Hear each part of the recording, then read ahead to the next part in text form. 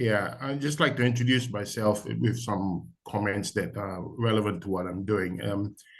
I almost failed maths in high school. I think I've told this story to a few people, but not everyone. So if there's some new people joining, I almost failed maths in high school. And I think that qualifies me to understand how students feel when they're learning maths and, how scared it can be, how frustrating and how lost you can feel. And that's exactly how I felt.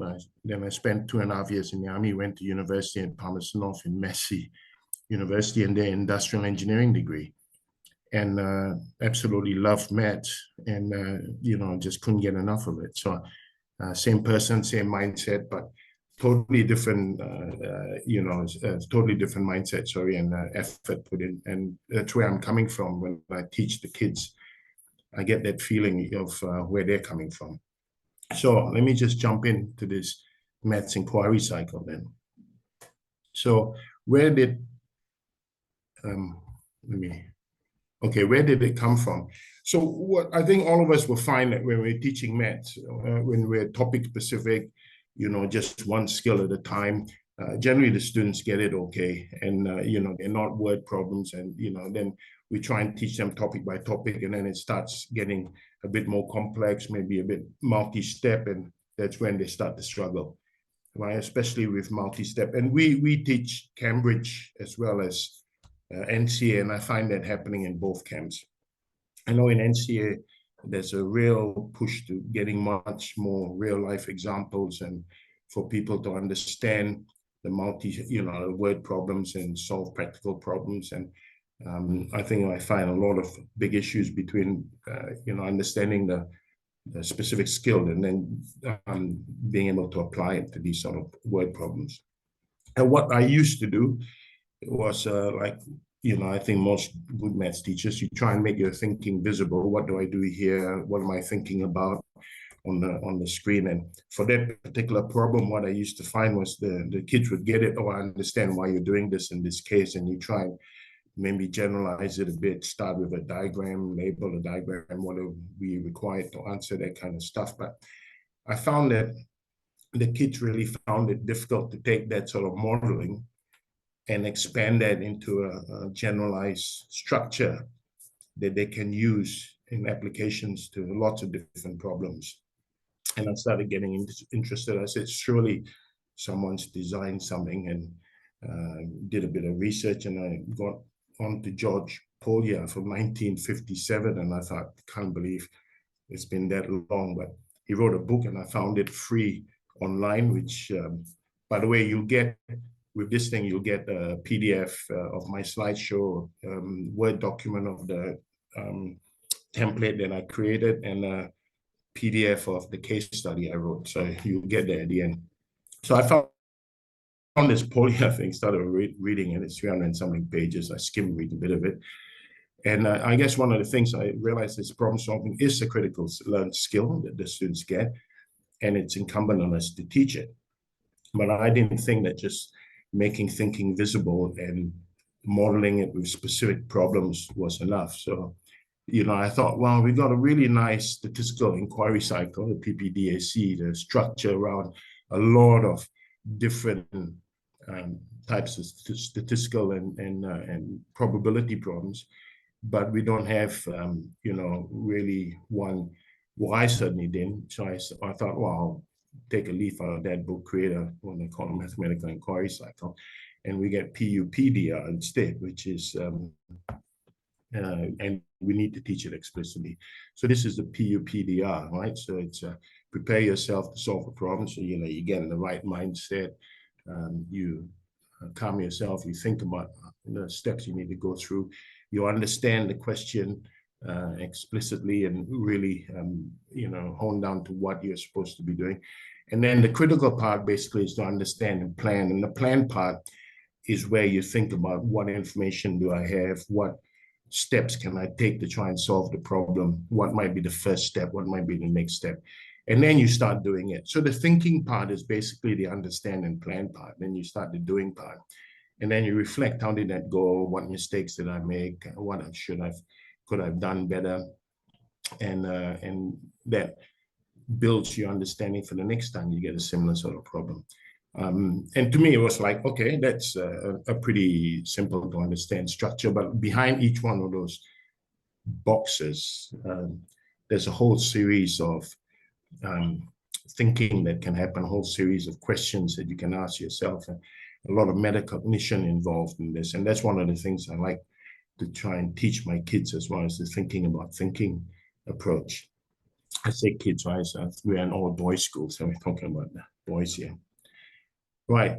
If there's any questions along the way, just pop it in, and Anne will jump in and ask me if I miss it. So in terms of how I did the explicit teaching, how I approached it, I developed this template or graphic organizer type thing, and it's available on the site when you send the link. I'm making it available in a Word document, so it's easy for you to modify as you see fit. So I developed it to try to make it fit on one page for the questions, and then on the back page of it, there's a graphic organizer that the students can use in applying this process. I explained, the first time I sort of introduced it, I said, we're going to try a complex problem, explain about the thinking process, I explained the inquiry cycle, explain how we're going to use the template and why the questions were so important. And then we practice using the template with a problem, which I'm going to show you shortly. And then we reviewed the work. I got the class to go away and do it, apply it, and then I provided feedback on what they did. Repeated with a second problem, and then leading up to it, there was an assignment that I set the class, which was 10 complex problems covering 10 topics that we've learned in the first term and a half, and they had to hand in their assignment. And I said, well, now you've got that sort of introduction to that skill, you can start applying it to these more complex problems and see how it goes. I had one boy that really embraced it, and later on in the presentation, I asked him whether he would do a video and talk about the experience. So I'll show you a video. Hopefully you can hear his video properly. So this is basically a template. I'm not going to open it in case the technology doesn't work, but you have a copy of this at the end. But basically on each one of the headings, you have prepare, understand the problem, plan a solution. So, like in plan a solution, you'll have like, what do I know, or what have I learned that I can use to solve this problem? So it's just sort of questions the students can ask themselves, and they get into the neck of it. So that template, and then the template at first, when I developed it, only had the cycle up to reflect and learn. And then I learned something from applying it, is that some students would get stuck, right? They won't even know how to start this. So I added a bit down the bottom. It says, what happens if you can't think of any steps that you need to do? So then they get some hints as to what they might go and try, in terms of research, discussion, looking back. It's pretty interesting. We assume that the students will know how to do that, but they don't. And it's sort of like we really have to be explicit with that. So that's my first problem. I set the class. We had been learning, and it's a Cambridge problem. We had been learning about surface area and volume.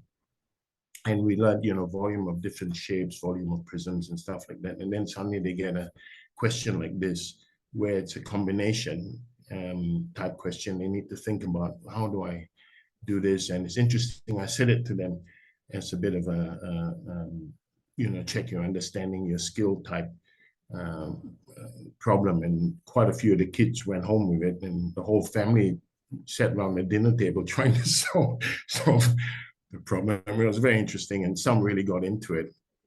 And so you'll see an example next of how they might have used the template. So that's basically the back page of that template, and it's like a graphic organizer, and it's pretty ugly, right? It was their first attempt at doing it. Some of the work that was handed in was actually went down the path of using surface area, and I don't know how they made that jump, but it exposed that total misconception about not understanding the problem, and going down the path of calculating surface area when it had nothing to do with it.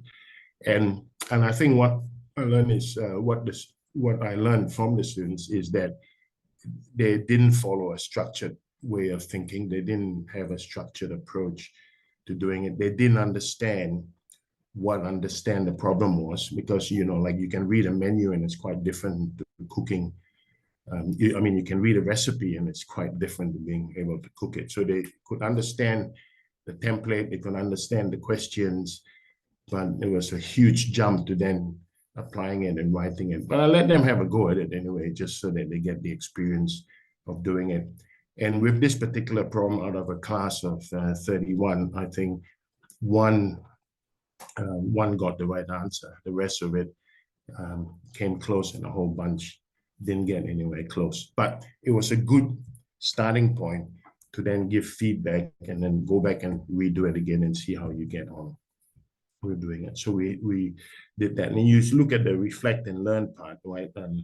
This first bar on the left-hand side says difficult question and one I need to think about a lot more. And the other one says this question was very hard for me, and the answers I was getting were not a believable number, and this number is most and this number is the most believable. So he looked at his number, he went, no, that can't be.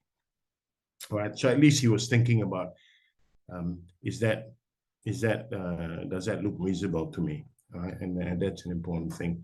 So that was the first chance at it. And I wasn't too disappointed with it at all, actually, but I just thought, okay, that just goes to show how important it is to do this sort of work, to do this sort of explicit teaching. And then what happened next? What I learned, the problem scared most of the students. They looked at it and went, I haven't got a clue how to start. And I got the feedback a lot. I don't even know. And you notice, I don't know whether you recall, but at the start, in the work that we do, green questions are skill questions. Then you got amber questions that are starting to get a bit more difficult. Then you get the red ones, which are the challenge questions. The question I gave was a red question. But I figured you can do that. There's a beautiful opportunity to apply this process to see how it works. A lot of my students didn't understand what it was to write a plan. They'd actually just draw a diagram, so I made it explicit the next time that writing a plan is actually writing the steps that you're going to take to solve the problem, right? So let's forget a plan. I left it as a word plan, but I said it's really you listing the steps you're going to take. And there might be 2 or 3 or 4 steps, it depends on the problem. And then you think of the steps and you think, what is the first step I'm going to do? What's the second step? It might be draw a diagram. It might be, find the height of the triangle, whatever it is, you list the steps and then you start following these steps. I noticed a lot of my students were jumping in and they're so attuned to getting started on a problem. They were jumping in and doing without thinking. And quite a few of the examples was they started calculating surface area when it was clearly a volume problem. And I said to them, I said, why did you go down the path of surface area? I don't know, it's just something we learned. So I thought that must be what I applied, which I thought, wow, okay. Because we learned surface area and volume, I just picked one and jumped with it. I thought, okay, so, we really need to apply some thinking.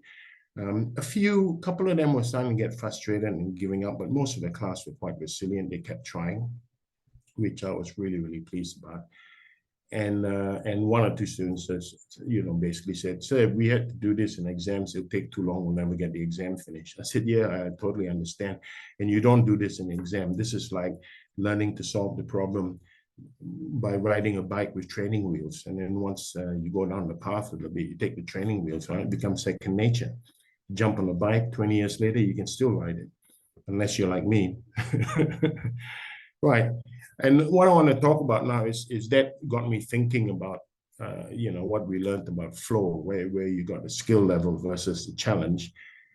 And really where I wanted my students to be was in the middle, northeast band, where, they're going with the flow, they're getting into it, they're feeling challenged, and they're starting to enjoy it. And I did see that with a number of the students, maybe about a third of them were doing it for the sake of doing it, because they got into a pen where say, oh, I'm really enjoying this now, trying to solve this problem. It's like a puzzle, And I guess the issue with this is that if it becomes too challenging, some of them will be in that perseverance band and they keep going and maybe find some strategies for what to do.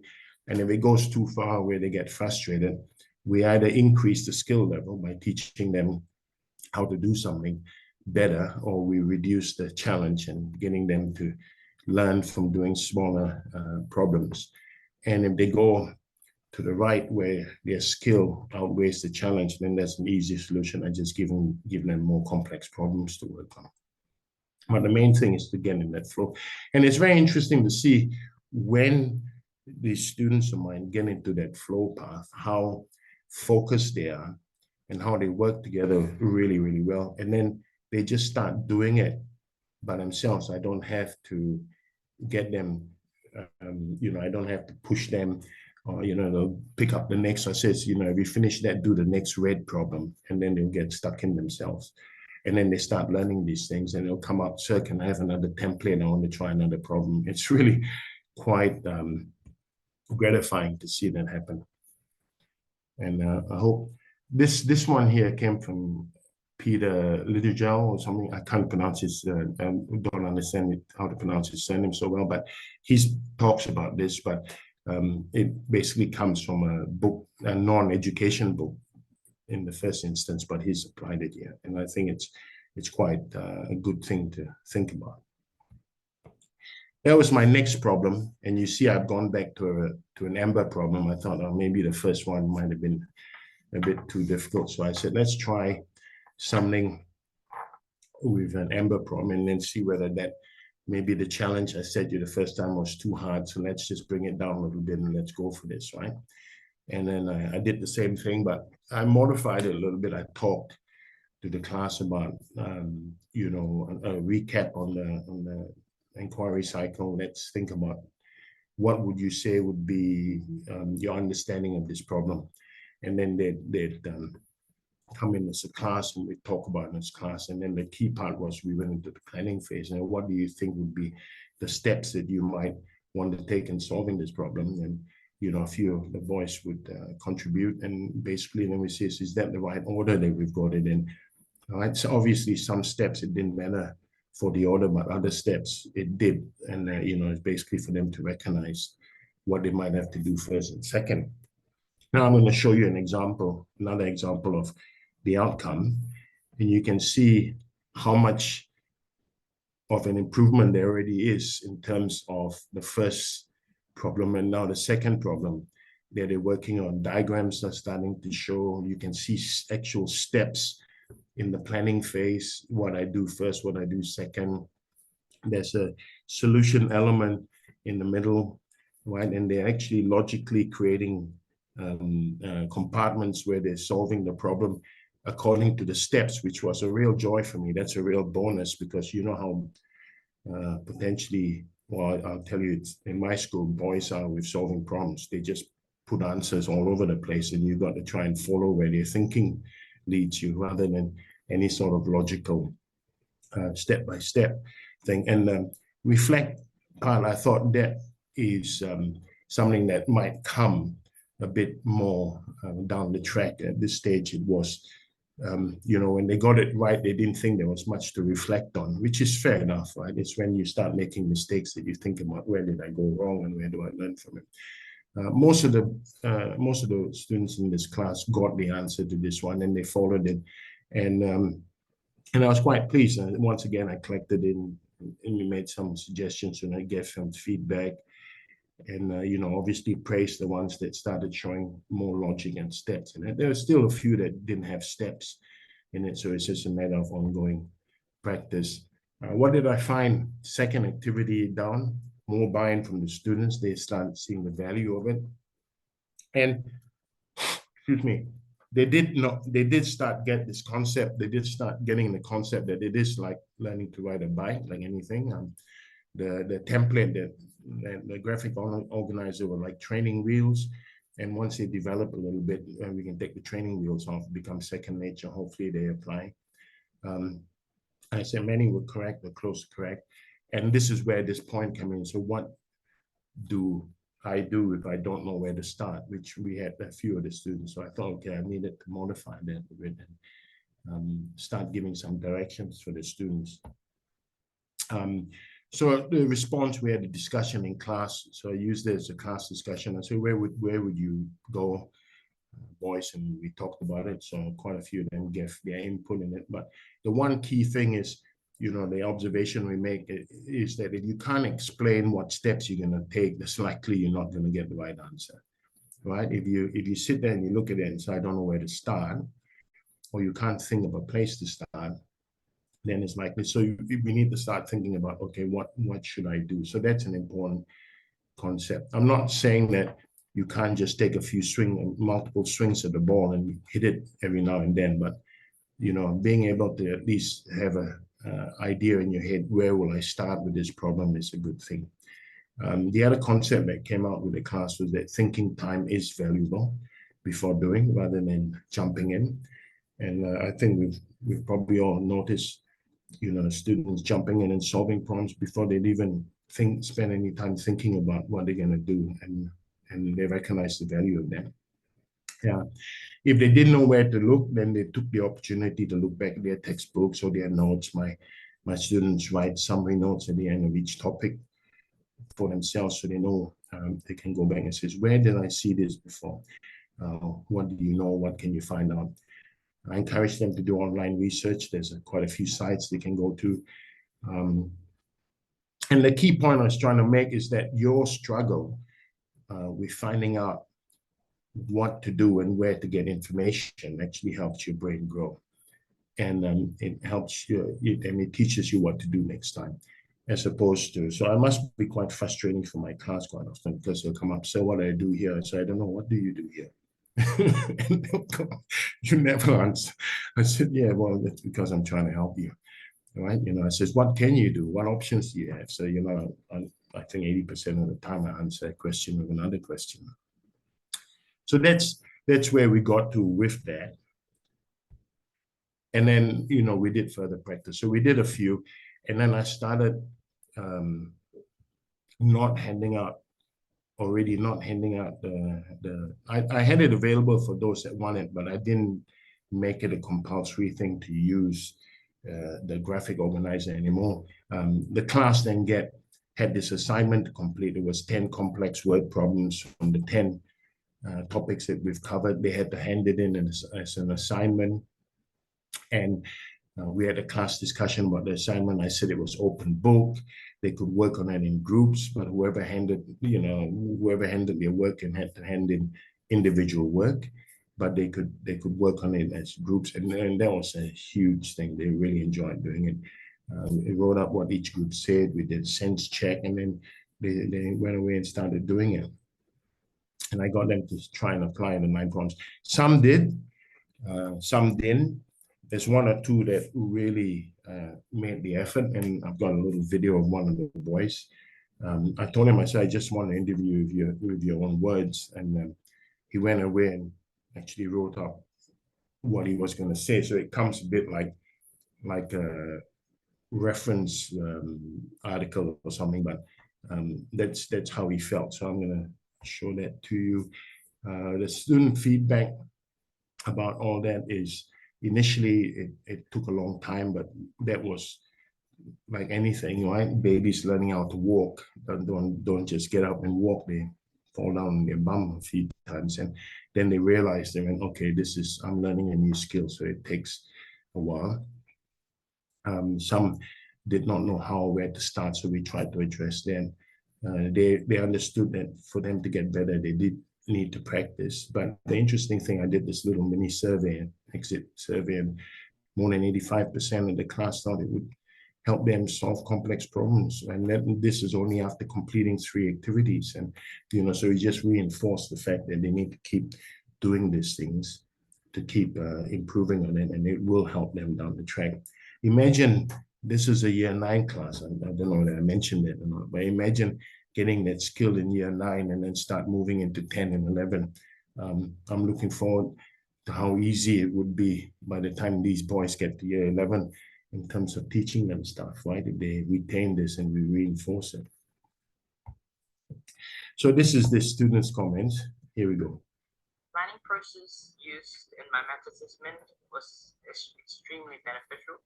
It provided a structured approach that helped me tackle each problem effectively. By breaking down complex problems into smaller, more manageable steps, I could gain a better understanding of what was required and how to approach each solution. Once I had a clear understanding of the problem, I outlined a step-by-step plan for each problem. This planning phase allowed me to organize my thoughts and ensured that I didn't miss any important details. As I worked through the problems, the planning process helped me stay on track and focused. It provided a clear roadmap, making it easier to follow a logical sequence of steps. This not only improved my accuracy, but also my efficiency in solving the problems. Additionally, having a plan in place made it easier to review my work and spot any mistakes or the areas that I needed improvement. Overall, the planning process greatly enhanced my problem-solving skills. It made me more confident in my ability to tackle complex math problems and provided a systematic approach that I can apply in my future assessments and exams. The process was a valuable tool that contributed to my understanding of the material and my overall performance in the assessment. I hope you could hear that. Anne, was it loud enough? Yep, it was fine, Brad, no problem. All right. So I just want to reassure everyone that student was not coerced or bribed. I wasn't standing but I was just blown away with how much effort he put into writing his thoughts down and all the rest. But he in particular really enjoyed learning this process and applied it to that 10-question assignment. And he actually did come back and went, so I really found it helped a lot. So that was quite interesting for me. Right. So what did I learn so far about applying this? Teach it when the time is right. So what does that mean? When you start getting to the point where you're having complex problems and you're starting to, show your thinking, try and make your thinking visible and all the rest of it, that's normally probably a good time. And it leads into it. So use real life problem solving activities as an example so they can apply it straight away. I found the group and individual learning very powerful. So either they could do it in groups, but then at the end of the day, they do have to apply it individually and learn the skill individually, but a combination worked. The templates were good, the class discussions were good, individual work was good, but I didn't use the template over and over again. I might have used it maybe 3 times, and then I started reading them off and said, you know what you need to do. Refer back to the questions, think about it, apply it. We need a lot of practice on multiple problems. And then ongoing is to model and expect the behavior without the template. So we still do, the problem solving. I said, okay, let's understand the problem, on the board. Let's think about what are the steps we have to work through. We have the class discussion, and then you expect students to work it. And I just gave them a test, and it's quite interesting, end of term test. And, coming back, I said, I've sort of reframed the process a bit by saying, understand, draw, think, plan, then do, right? And the boys that didn't do that realized, yes, you're right. And the aim really overall is an ongoing aim, is to build problem-solving proficiency and make it a little bit more automatic, this approach to how they solve these sort of problems. And we see it, I get a lot of feedback from the other teachers that teach Cambridge, like when in IGC and EC and A-level maths. This is a really, really weak skill that, causes teachers to go white-haired prematurely. Right, next steps, I'm going to add the mathematical inquiry cycle into our scheme of work so it becomes part of what's required to be covered. next year. This year was like experimental year. Let's give it a go and see how it works. There'll be a bit more professional development amongst our faculty just to practice teaching it. We introduced a lot of new things a few years ago, like number talks. We did the same thing. Let's practice doing number talks, observe each other, and we'll do the same thing with this. We'll apply it across the board, meaning that we'll start using it with other year levels, not only 9s and 10s. Obviously, this year the focus was on year 9, but we can expand it.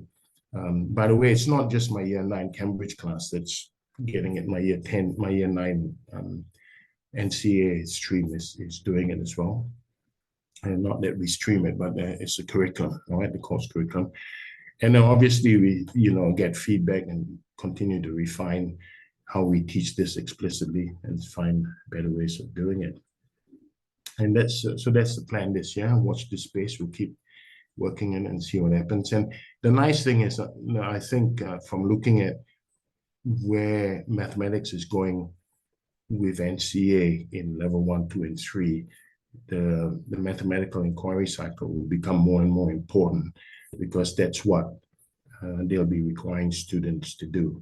Going down the track is to understand the situation better, understand the problem, and then plan an approach to it, and then create a report, not unlike the statistical inquiry cycle. Right. Good time. That's only taken 35-40 minutes. We can have a discussion when we need to. I just want to remind everyone, I do have a website with everything available. It's up there. You can email me. I'm more than happy to help and respond and give you feedback or whatever. And there are some resources at the end, which is PDF of this presentation, an example, a template Word document for the template I use, and a case study I wrote up. And if you got any questions, I guess now's the time, right, Anne? Yeah, that's right. Thank you so much, Brad. Gosh, what a great morning presentation. Fantastic. You made my morning.